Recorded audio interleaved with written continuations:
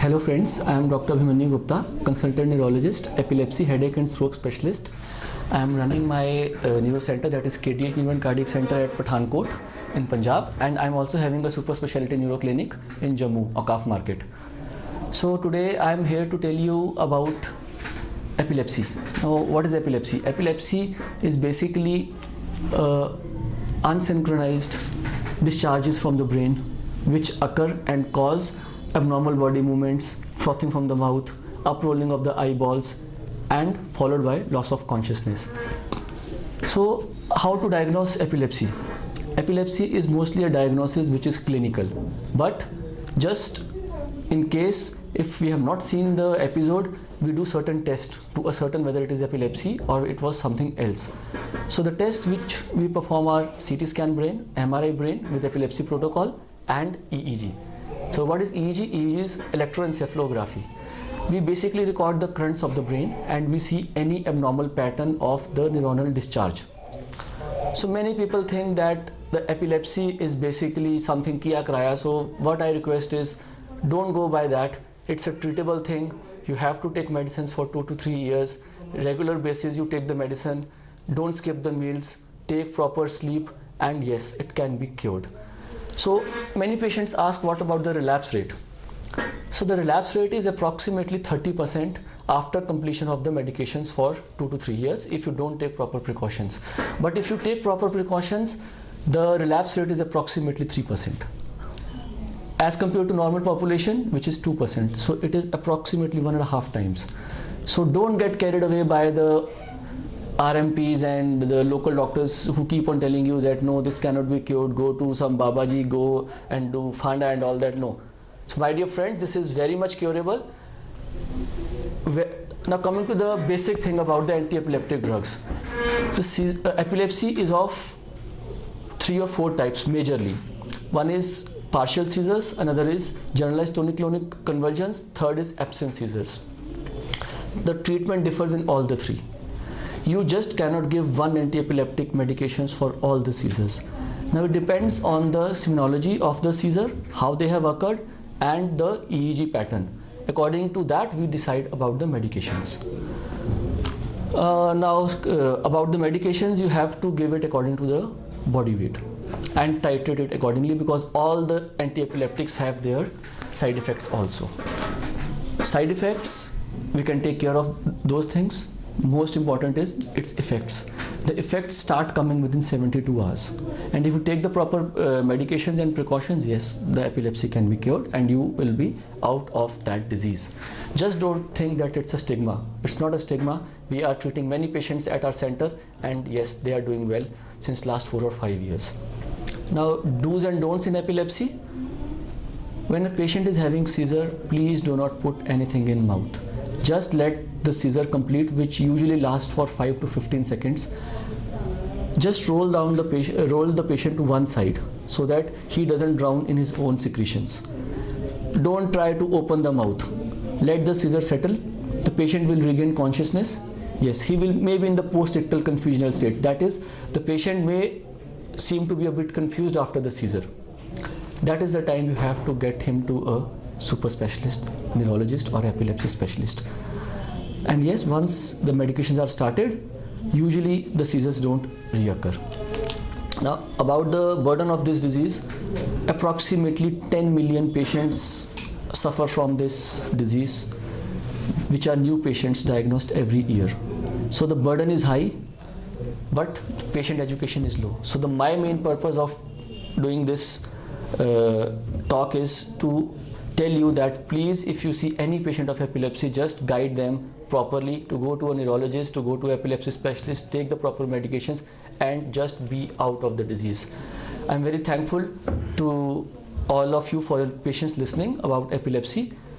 Please help us in curing epilepsy, and let's celebrate Purple Day with fun and joy.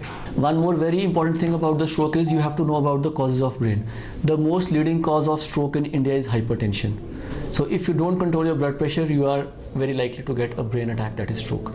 Second most common cause is diabetes, and third most common cause is dyslipidemia. So if we control these 3 things, that is blood pressure, sugar, and dyslipidemias. 80% of the strokes will not occur because only 20% of the patients have stroke without these causes. Yes, there are certain patients, 5 to 6% of the patients who have young strokes, which is basically defined as a patient having stroke in less than 40 years of age. In those cases, the causes are totally different. But that's not the junk. The junk is the patients who have uncontrolled blood pressure, sugar, and cholesterol. Now I'll tell you something about stroke also, what you commonly call as brain attack.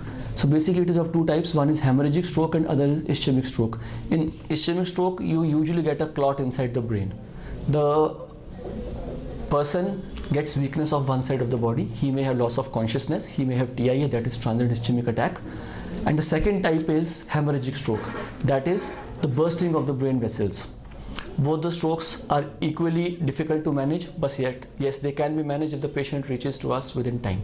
And 6 hours is the golden period. If the patient comes to us within 6 hours of an ischemic stroke, we usually give TPA, that is tissue plasminogen activator, which bursts the clot and your vessels open up. In cases of hemorrhagic stroke, the treatment is totally different. In that case, we have to manage the patient conservatively. Yes, if there is too much of blood in the brain, we may have to do open craniotomy, that is opening of the brain and give the space to the brain so that it swells up. And in the meantime, we start with the medications so that the swelling fades away and the patient is saved. Because the main problem in both the cases is that if there is a pressure on the brain stem where there is respiration center and the cardiac center, then the patient may go into respiratory and cardiac failure. The patient may go into coma, and yes, this stroke can take up to 6 months to get cured. So the bottom line is, if you get any patient of weakness of one side of the body, rush him to a neurologist at the earliest so that neurons don't die, because brain is time and time is brain, and in 15 seconds, approximately 1 crore cells of the brain die after this attack.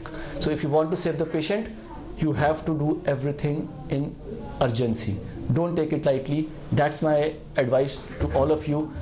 Any patient of weakness, just take him to hospital and start the treatment right away. Thank you. Now I'll also like to tell you something about headaches. So don't take all the headaches as migraine. That's my request. There are 4 major categories of headache. One is migraine, second is cluster headache, third is tension type headache, and fourth is secondary headaches. Now coming to migraine, it is more common in females, approximately 3 times more common in females than males. It is basically due to dysregulation of the vascular tone. So don't take every headache as migraine. It is throbbing type of vascular headache which is unilateral in presentation. It may be classical migraine with aura or migraine without aura. Other 5 types are very uncommon. Second is cluster headache. Cluster headache is more common in males. Usually eye is involved, and it usually occurs at the same time of the day each time because of the circadian rhythm which comes from the hypothalamus. The third type is the tension type headache. It is not the tension like you say ke brain ki tension hai. No, it's the tension of the muscles. Usually occurs over this part of the head, and usually there is throbbing pain inside the eyeball. Fourth type of headache is secondary headaches, which are due to causes other than these 3. Like if you get trauma, that can also cause headache. Subarachnoid hemorrhage can cause headache. Then infections of the brain can cause headache. Then any vascular pathologies can cause headache. So these are all the secondary causes, like aneurysm, what you call nas phul gayi hai, that can also cause headache. So just please don't take all the headaches as migraine. So it's my request, please don't take all the headaches as migraine, because I get 90% of the patients who come to me with the self-diagnosis of migraine. And believe me, 70% of the patients, they are not having migraine. So please go to a neurologist or a headache specialist and get yourself properly evaluated for headache.